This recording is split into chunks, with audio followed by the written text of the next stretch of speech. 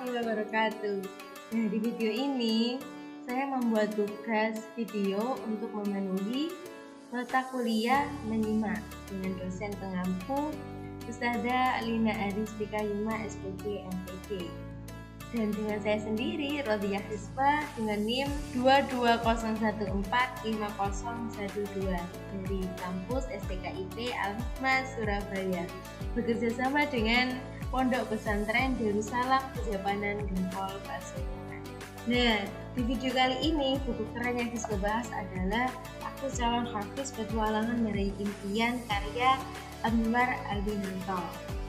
Oke, dengan penerbit PT Alex Media Komputindo dan Quanta Group, tahun terbitnya 2019, termasuk buku motivasi atau self improvement book dengan ketebalan XII 151 halaman 14 x 21 cm dan tempat terbitnya yaitu di Jakarta.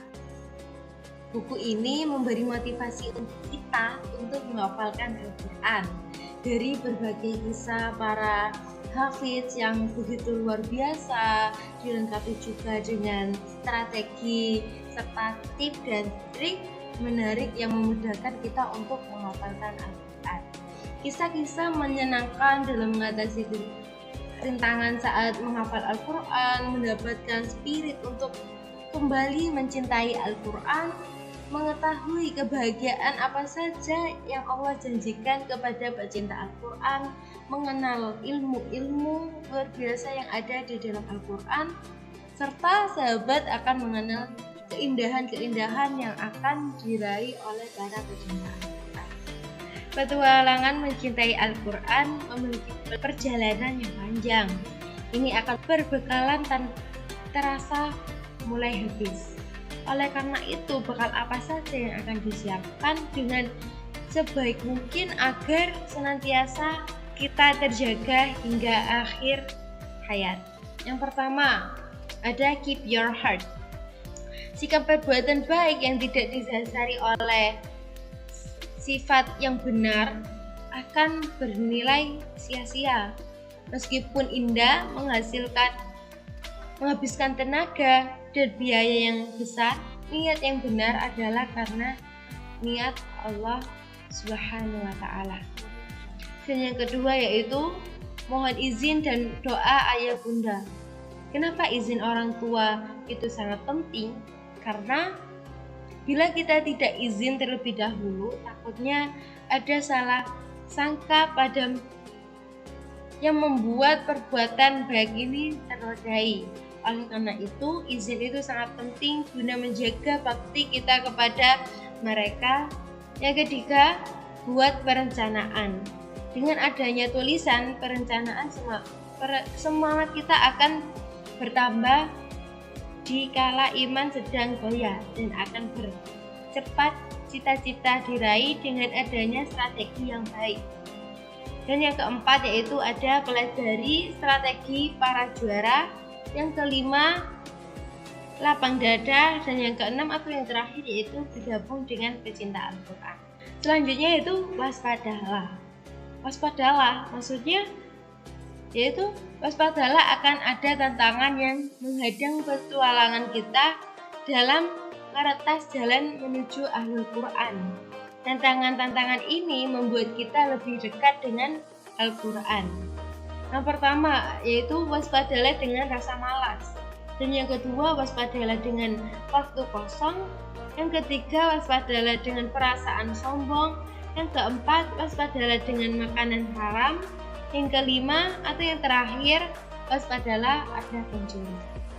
Persiapan menuju Ahlul Quran terbagi menjadi 3, yaitu yang pertama buku Iqra, yang kedua mushaf, dan di sini mushaf bisa mushaf hafiz, bisa mushaf perjuz, Al-Quran pojok, dan ataupun Al-Quran Iqrar.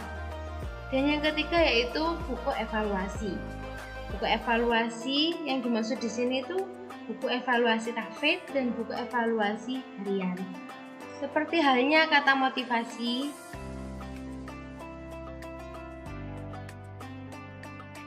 Selanjutnya yaitu ayo menghafal.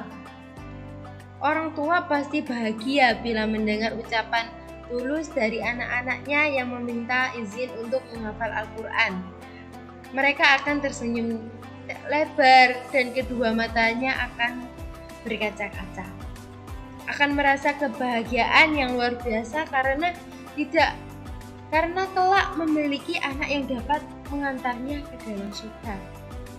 Yang pertama, adab. Adanya adab sebagai pencari ilmu terhadap guru. Yang kedua, adab membaca Al-Quran. Dan yang ketiga yaitu adab menghafal Al-Quran. Selanjutnya yaitu tentukan target kita. Menentukan target itu sangat penting. Ia dapat memotivasi untuk terus berusaha menghafal Al-Quran. Yang pertama, untuk kemampuan diri. Yang kedua, waktu yang dimiliki. Yang ketiga, kegiatan harian. Yang keempat yaitu janji suci. Dan selanjutnya yaitu carilah metode terasyik, yaitu dengan setiap orang pasti memiliki cara yang berbeda-beda untuk menghafalkan Al-Quran. Pilihlah metode yang asik menurut Anda untuk digunakan. Yang pertama, dengan cara one day one ayat. Yang kedua, satu halaman satu hari. Dan yang ketiga, metode gerakan. Dan yang keempat, mendengarkan. Selanjutnya yaitu hadiah istimewa apa untuk pecinta Al-Quran. Dan di sini ada banyak sekali hadiah dari Allah SWT yang telah dijanjikan.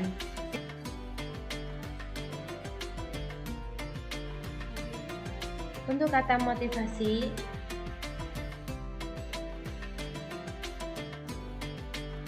maka jangan takut terjatuh bila gagal, jangan takut bermimpi untuk masa depan. Namun selama ada tekad dan usahanya menembus batas logika, dengan izin Allah, cita-cita itu akan tergapai. Mereka menjadi bintang gemintang yang bertebaran di semesta. Keilmuannya menghiasi cakrawala. Ada petua indah dari Ibnu Qayyim, yaitu tanpa mimpi kita tak akan mencapai apa-apa, tanpa cinta kita tak akan merasai apa-apa, dan tanpa Allah kita bukanlah apa-apa. Sekian dari saya, dan masih begitu banyak lagi yang membuat kita termotivasi dalam buku ini. Sekian, Assalamualaikum warahmatullahi wabarakatuh.